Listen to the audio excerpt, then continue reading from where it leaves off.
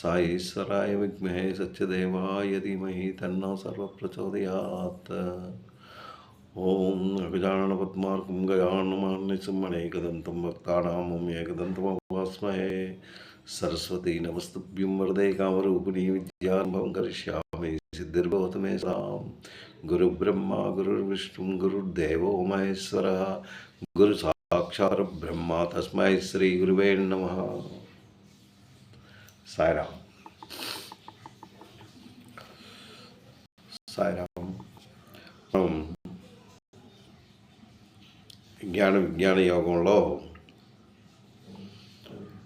అంటే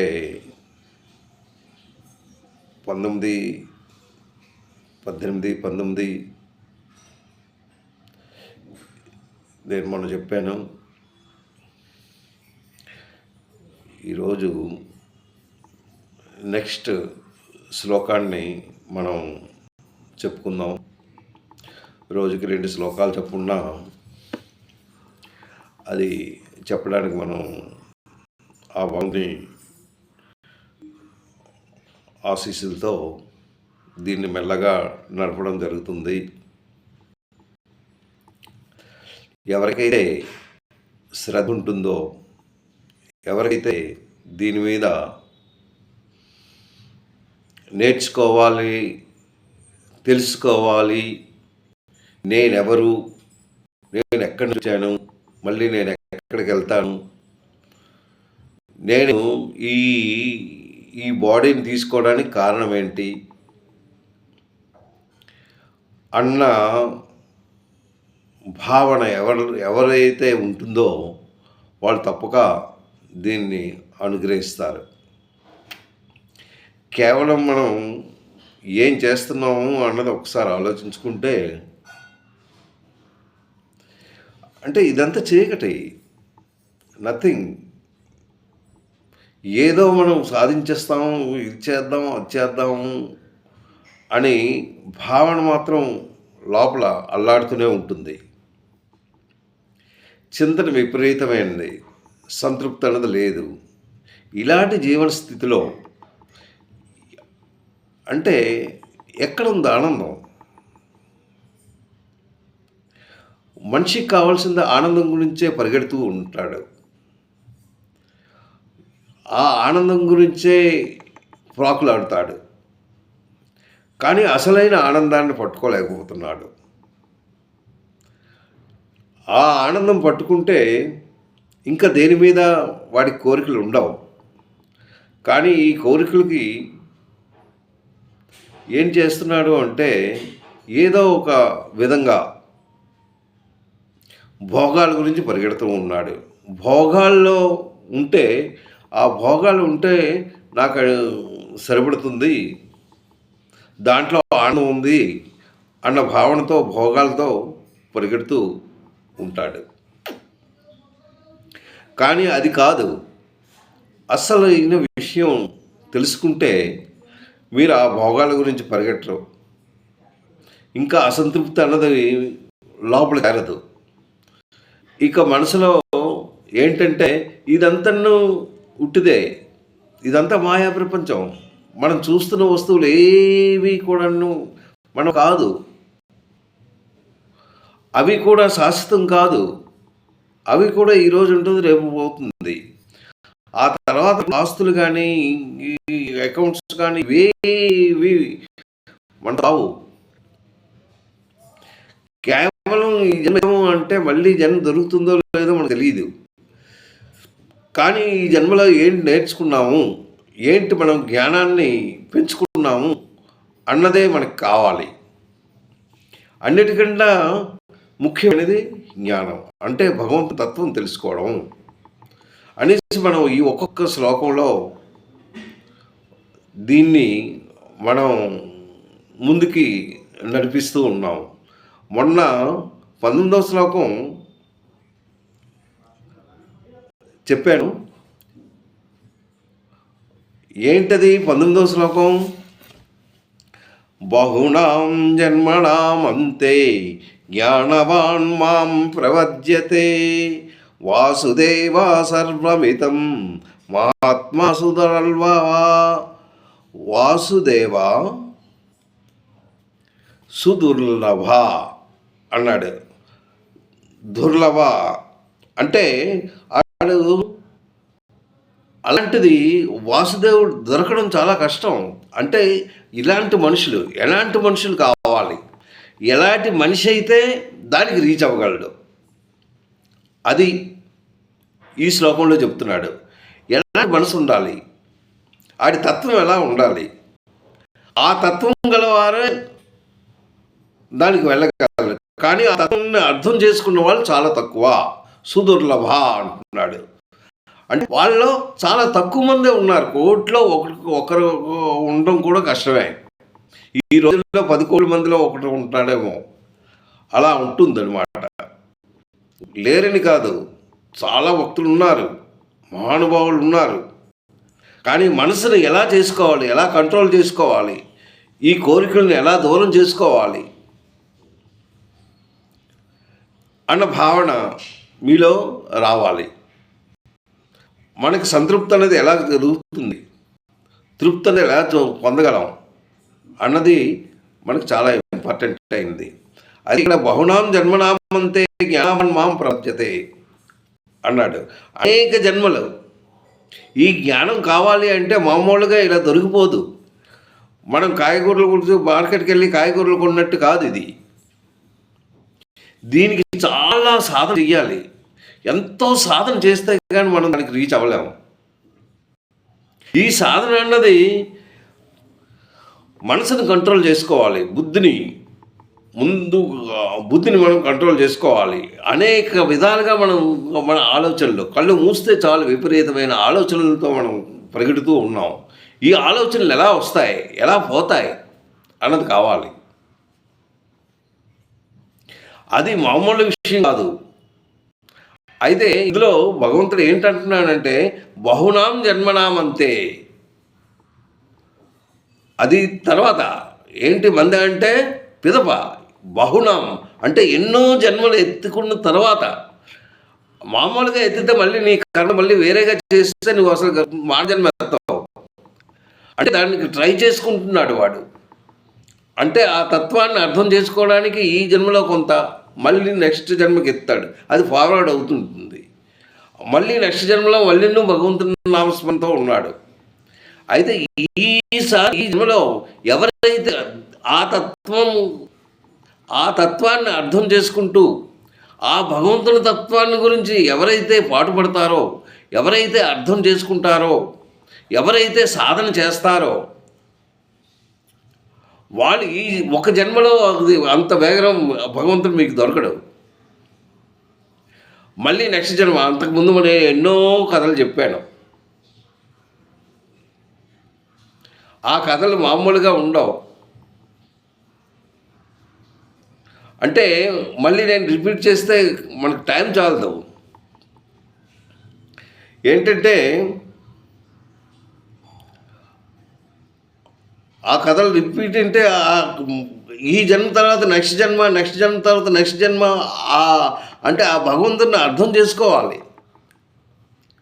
అర్థం చేసుకుంటే కానీ నువ్వు దానికి రీచ్ అవ్వలేవు. అయితే బహునాం జన్మనామంతే జ్ఞానవాన్. ఎవరైతే జ్ఞానులు అవ్వాలని ఉంటుందో అంటే వాళ్ళు చాలా జన్మలు ఎత్తాలి అనేసి అక్కడ చెప్పాడు. వాసుదేవ సర్వమిత మహాత్మ. వాళ్ళు మహాత్ముల కింద, అంటే వాసుదేవుని తెలుసుకోవడంలో, అంటే భగవంతుని తెలుసుకోవడంలో వాళ్ళు మహాత్ములతో సమానము. కానీ ఆ మహాత్ములు అవ్వడం చాలా సుదుర్లభం, అంటే చాలా తక్కువ మందికి దొరుకుతుంది అని ఈ శ్లోకంలో చెప్పాడు. నెక్స్ట్ శ్లోకంలో మనం ఏం చెప్పాడు? కామై తై తై. చూడండి, 2 సార్లు అన్నాడు తై తై. ఏంటి శ్లోకం ఇలా ఉంది అనేసి మీరు అనుకోవచ్చు. కామై తై తై హృతజ్ఞాన, కామై తై తై హృతజ్ఞాన ప్రపద్యంతే అన్యదేవత. అంటే కామైతైతై హృతజ్ఞాన ప్రపద్యంతే ప్రపద్యంతే అన్యదేవత. అన్యదేవతలను పూజ చేస్తారు. కామ అంటే కోరికలు, తైతై అంటే నానా విధములైన కోరికలు వాళ్ళలో ఉంటాయి. నానా విధాలుగాను వాళ్ళు ఆ దేవతలను పూజ చేస్తూ ఉంటారు. దేవతలను పూజ చేయడం అంటే అది మామూలు కాదు. దేవతలను పూజ చేయొచ్చు. ఆ దేవతలని ఎలా పూజ చేస్తున్నారు అంటే కోరికలతోనే. నాకు ఫలానా పని అయితే మొక్కుకుంటాం, మాకు ఫలానా పని అయితే నేనేమో భగవంతుని నేను ఇలా చేస్తాను. అలాగే వెంకటేశ్వరులకు మనకు ఎంతోమంది నడిచి వెళ్తుంటారు. నాకు ఫలానా కోరిక వాళ్ళు నేను నడిచి వెళ్తాను, నాకు ఫలాంది కావాలి, ఇదిగో నేను ఇక్కడ నడుచుకుంటూ మోకాళ్ళ మీద నడిచిన వాళ్ళు ఉన్నారు. ఎంతో అలాగే భగవంతుని చేరుకోవడం. అలాగే వీళ్ళు ఏం చేస్తారు, దేవతలను పూజ చేస్తారు. అమ్మవారు దేవతలు అంటే సూర్యుడు, చంద్రుడు, యముడు, ఈ అమ్మవారు వీళ్ళందరూ దేవతలే. వీళ్ళు ఏంటంటే వాళ్ళకి చేస్తే నాకు ఇది దొరుకుతుంది కదా అని నమ్మకంతో వాళ్ళు చేస్తుంటారు. అది ఇక్కడ చెప్పాడు. కామైతైతై హృతజ్ఞాన, నానా విధములైన అంటే భోగ వాంఛలు, ఈ భోగాలు కావాలని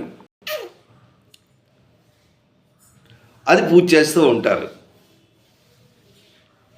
ఫలానా భాగం, ఫలానా జాగా ఉంది, ఆ జాగా నాకు నేను ఈ కోర్టులోకి వెళిస్తే నేను గెలవాలి అన్న వాంఛ, ఈ స్థలం నాకు కావాలి అన్న వాంఛ. అలాగే ఎన్నో కోరికలు ఉన్నాయి. నాకు ఆ ఉద్యోగం దొరకాలి అని వాంఛ. ఈ కోరికలతో ఏం చేస్తారు అంటే నియమం ప్రకారం వాళ్ళు చేస్తూ ఉంటారు. ఏంటి ఆ నియమం అంటే శాస్త్రయుక్తంగా ఏం చెప్పాడు, ఆ బ్రాహ్మణుల దగ్గరికి వెళ్ళి వాళ్ళతో చర్చించుకుంటారు. ఇది ఎలా చేయాలి, ఈ పూజ, సూర్యుని తాలూకా పూజ ఈ విధంగా చేస్తే బాగుంటుందా, చంద్రుడి తాలూకా పూజ వాళ్ళు చెప్తూ ఉంటారు. ఇలా చెయ్యి, ఈ వస్తువులను పట్టుకొని రా, ఈ వస్తువులను పట్టుకొని వచ్చి నువ్వు తెల్లవారు స్నానం చేసుకొని ఆ తర్వాత ఇలా పూజ చేస్తే బాగుంటుందా అని వాళ్ళు ఏవేవో అడ్వైజ్ ఇస్తుంటారు. దాని ప్రకారం వాళ్ళు చేస్తారు.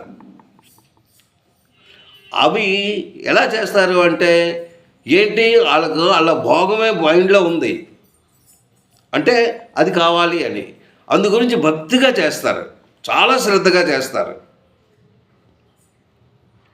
ఫలానా ఎన్ని కొబ్బరికాయలు తెమ్మంటే కొబ్బరికాయలు తెస్తారు, పళ్ళు, పువ్వులు, పువ్వులు ఫలానా ఎన్ని దీనిగా చేసుకుంటూ వాళ్ళు వెళ్తూ ఉంటారు.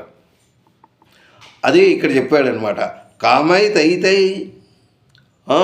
కామైతైతై హృతజ్ఞాన అంటే మంచి మనసుతోనే చేస్తారు కోరికలు దానికి రావాలి అని. హృతజ్ఞాన ప్రపద్యంతే అంటే పూజ చేస్తారు. ఏంటి పూజ చేస్తారు, ప్రపద్యంతే అని చేస్తారు. ఏంటి, ఆ దేవతలను ఇలా పూజ చేస్తారు. ఆ తర్వాత తం నియమం అస్తాయ ప్రకృత్య నీత స్వయ అన్నాడు. తం అంటే వాళ్ళేంటి, వారి ఈ దేవతను ఇలా పూజ చేయాలి, ఈ దేవతను ఇలా పూజ చేయాలి, ఈ దేవతను ఇలా పూజ చేయాలి అనేసి చెబుతూ ఉంటారు. ఆ విధంగా వాళ్ళు ప్రవర్తిస్తారు. తం నియమస్థాయ అంటే ఆ నియమాలను బట్టి ఈ దేవతను ఇలా చేయాలి, ఆ నియమాలను బట్టి వాళ్ళు శ్రద్ధగా పూజ చేస్తారు. అన్ని దేవతల్ని ఇలాగ ఆరాధిస్తారు.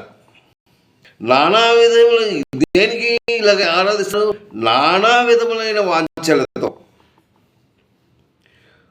కోరుకున్నవారు అలాగా ఏం చేస్తారు, ఆ కోరికలతోని ఆ పూజ చేస్తూ వాళ్ళు వివేకాన్ని కోల్పోతారు. అంటే వివేకం అంటే వాళ్ళు ఏంటనుకుంటారు, భగవంతుడు వేరు, వీళ్ళు వేరు, వీళ్ళే భగవంతుడు అని మాత్రం భావించరు.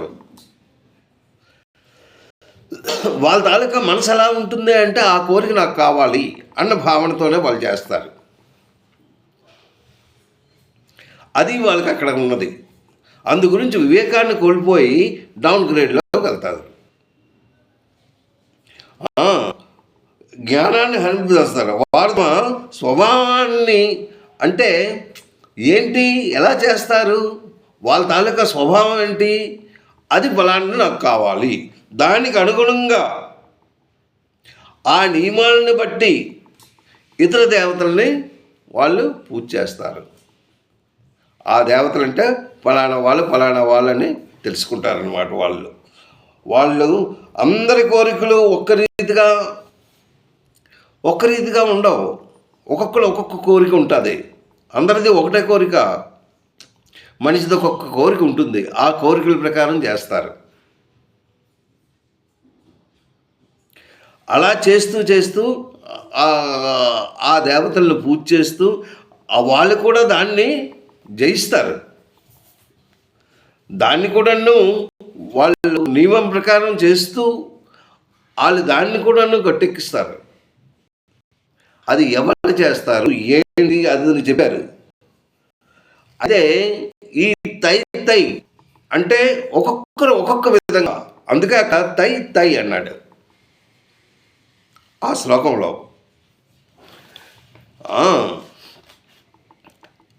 ఇతర దేవతల్ని వీళ్ళు ఆరాధిస్తారు అన్న భావనతో ఈ శ్లోకం మనకి ఇక్కడ అందించారు. ఏంటి, కామయ్య కోరికలు తై అంటే వేరే వేరే విధాలుగా, ఒక్కొక్కరు వేరే వేరే విధాలుగా ఉంటాయి. తై హృతజ్ఞన అంటే హృదయం నుంచే శ్రద్ధగా చేస్తారు. హృతజ్ఞన ప్రపద్యంతే అనే దేవత, అది వాళ్ళ నియమాలను బట్టి దీన్ని బట్టి వాళ్ళు ఆ ఇతర దేవతను పూజ చేస్తారు. తం నియమం అస్థాయ ప్రకృత్యా నీత స్వయ అంటే తమ వారి నియమాలను పాటించి, ఎలాగా ఆ దేవతను ఎలా చేయాలి, ఈ విధంగా చేస్తే బాగుంటుంది, ఆ విధంగా చేస్తే బాగుంటుంది, ఆ విధంగానే వాళ్ళు చేస్తారు. చాలా భక్తిగా చేస్తారు, భక్తిగా శ్రద్ధగా చేస్తారు. చేస్తూ ఆ దేవతల్ని ఆరాధిస్తారనమాట. కానీ వాళ్ళ మైండ్లో ఏంటి, భగవంతుడు వేరు, ఈ దేవతలు, అలాగే సూర్యుడు వేరు, అలాగే చంద్రుడు, అలాగే ఇంద్రుడు, ఇంకొకరిని నానా విధాలుగా ఒక్కొక్క విధంగా చేస్తుంటారు. ఈ రోజుల్లో బాబా గారిని అలాగే చేస్తారు. సత్ సాయిబాబా, శ్రీ సాయిబాబా, అలాగా ఒక్కొక్కరు వాళ్ళ తాలూకా నియమాలు వేరు, వీళ్ళ తాలూకా నియమాలు వేరు. అలాగే కృష్ణుడు వేరు, శ్రీరాముడిది, ఇవి దేవుడు అంటే దేవతలు వేరు, సూర్యుడు, చంద్రుడు, ఇంద్రుడు, వాళ్ళని అలా చేస్తాడు. యముడిని కూడా పూజ చేస్తూ ఉంటారు. ఆ విధంగా చేస్తూ వాళ్ళు కూడాను దాని ఫలితాన్ని అందుకోవడానికి చేస్తారనమాట. వాళ్ళ ఫలితం కూడా అందుకుంటారు. ఆ విధంగానే ఆ ఫలితాలు కూడా ఇచ్చినవాడు ఎవడు అనేసి ఉండదు. ఆ ఫలితాలు ఇచ్చినవాడు భగవంతుడే. అది వాళ్ళకి చూడట్లేదు. అది నెక్స్ట్ శ్లోకం ఉంటాడు ఏంటి అని. ఏంటంటున్నాడు, యో యాం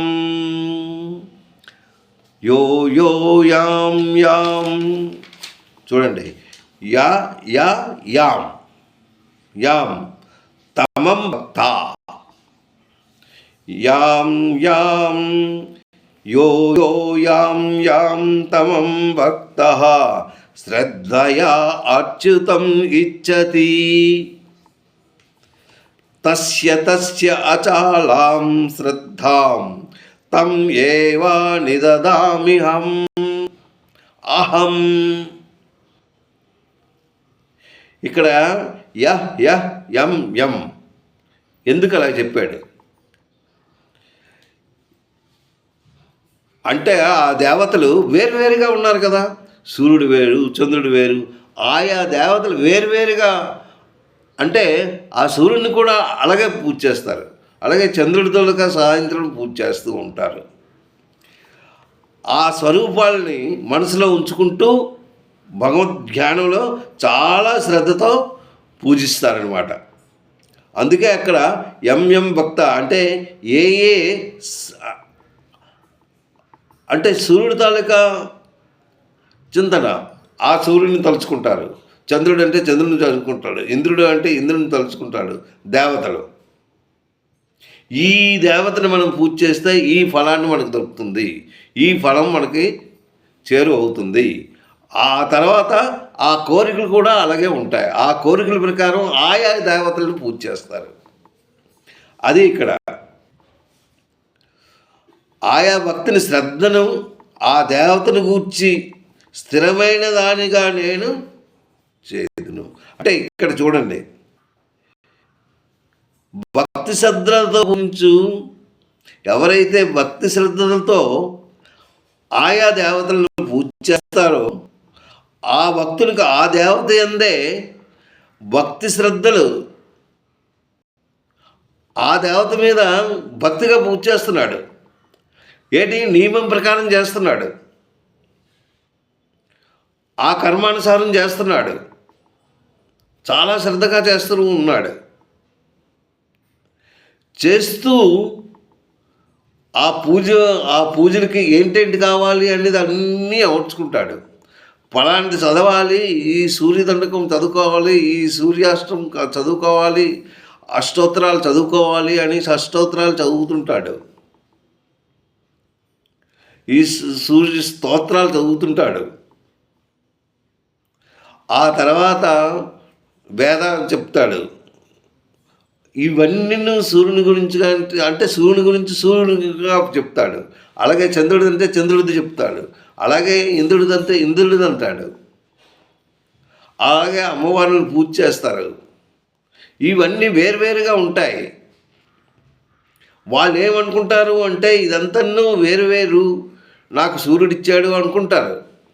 కానీ అదేం కాదు. దీనికి అంతటికీ కారణం భగవంతుడే. ఆ భగవంతుడే ఇస్తున్నాడు. ఆ శ్రద్ధ కూడా కలిగించిన వాడు ఆ భగవంతుడే. వాళ్ళు ఆ శ్రద్ధను కలిగించిన వాడు భగవంతుడే.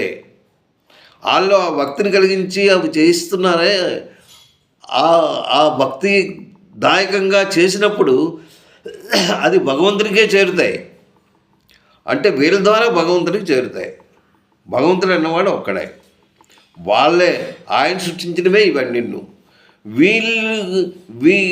దాని తాలూకా ఫలితాన్ని కూడా భగవంతుడే ఇస్తున్నాడు.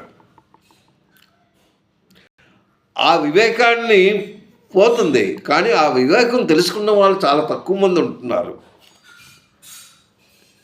అది ఎవరైతే తెలుసుకుంటారో వాళ్ళు జ్ఞానులు. అయితే అవి తెలుసుకున్నంత వరకు మనం చాలా జాగ్రత్తగా మనం ఉండాలి. అవి తెలుసుకోవాలి.